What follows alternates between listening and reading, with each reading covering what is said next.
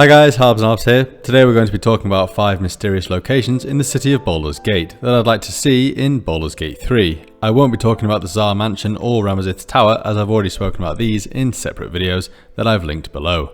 Okay, let's go.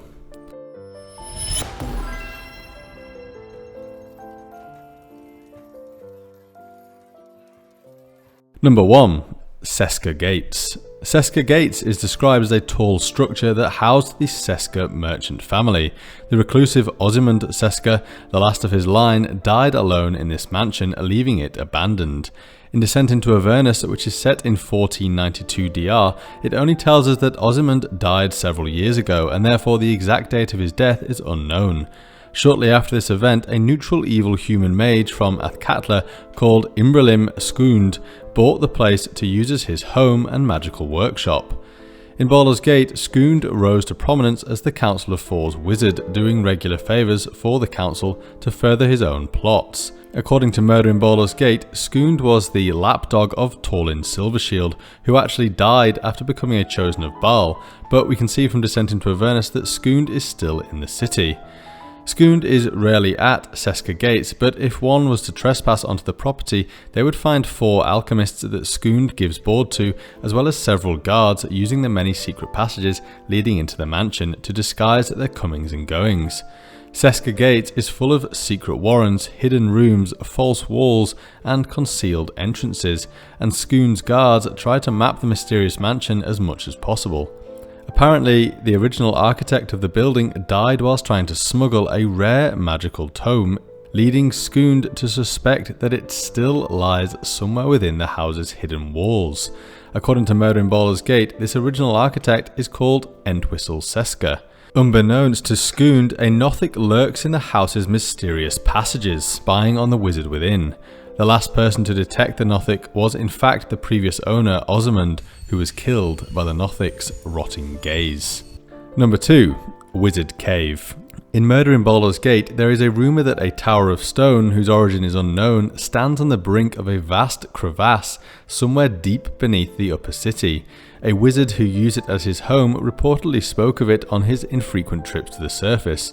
Apparently, no one has seen the wizard in 30 years, and as Murder in Baldur's Gate was set 10 years prior to Baldur's Gate 3, this would now be 40 years that the citizens of Baldur's Gate haven't heard the wizard's tall tales. In reality, the tower does actually exist, and the wizard that lived in the tower is now deceased. However, this is of course completely unknown to the residents of the city. The Wizard's Cave has also started to be used as a term of impossibility. For example, steal from the counting house, that's a wizard cave. So what happened to the wizard who sparked the city's curiosity? The magic of the tower's mysterious builders has trapped the wizard's spirit in undeath within the structure, but why they have done this is a mystery. There does exist a secret sewer to cavern path that reaches the wizard cave, but nobody so far has found it. Number 3. The Undercellar. The Undercellar is somewhere we can visit in the original Baldur's Gate game, and it can be accessed from the sewers or from a tavern called the Blushing Mermaid. It actually becomes a key location in the game when we have to kill 2 assassins by the name of Slythe and Kristin in order to acquire an invitation to the coronation of Sarevok. More recently, the Undercellar features in a couple of Dungeons & Dragons comic books, as well as the adventures of Murder in Baldur's Gate and Descent into Avernus. The Undercellar is described as a maze of storage chambers, ale cellars and cobweb tunnels. Archways, many with iron-barred gates and rusty but functional locks, connect one cobbled chamber to the next. Some tunnels ascend to street-level buildings, while others open through grates and sewer covers to the streets themselves. Apparently, most Baldurians know of the Undercellar as a seedy speakeasy and brothel. The Watch and the Flaming Fist never police it, leaving a gang of masked toughs who call themselves the Cellarers to enforce order. A man called Helter Ribbons Ribboned rules the Undercellar, but it is believed that he is not the owner of the establishment. Gossip is abound about the real owner of the Undercellar, a shadowy individual known only as Tall Hat. In Murder in Baldur's Gate, it is proposed that Tall Hat could either be Duke Silvershield, the wizard Loroakan, or Nine Fingers, who is the leader of the criminal organization known as the Guild. Well, Duke Tall in Silver Shield is dead, so if it was him, then Tall Hat is no more, unless of course it has moved on to a successor. Lorroakan and Nine Fingers are both mentioned in Baldur's Gate 3, with Lorroakan being linked to Aradin's quest to find the Night Song, and Nine Fingers is mentioned in a note carried by the deceased courier called Gomwick, outside the Blighted Village. Number 4. Aiomaine House. Nesine Aiomaine is a noble that likes to extend invitations to hopeful social climbers from other districts, intending to trap them at her parties. After dark, the watch who guard the upper city in Baldur's Gate require that citizens not from the district carry special tokens to be inside the upper city, unless they want to risk spending a night in the cell. These people are under the pretense that they will be attending in order to improve their lot in society, but the cruel Nesine actually plays cruel games with her guests, and whilst Nesine's siblings Dolandre, Rusora and Trentella view Nesine's behaviour as embarrassing, they don't care enough to stop her. However, some believe that they are actually just in denial about the true extent of Nesine's sadism. Apparently, some of Baldur's Gate's evil faiths have begun to take notice of Nesine's games. According to Descent into Avernus, Bane's faith has seen a talent worth cultivating in Aiomaine House. I've done previous videos theorising about the Dead Three's role in the Cult of the Absolute, with Bane being at the forefront of the plans. Could Nesine turn out to be a useful tool for the god of tyranny within a city that already seems to have had many of its nobles infiltrated by sinister forces? Finally, Mandokai's Mansion.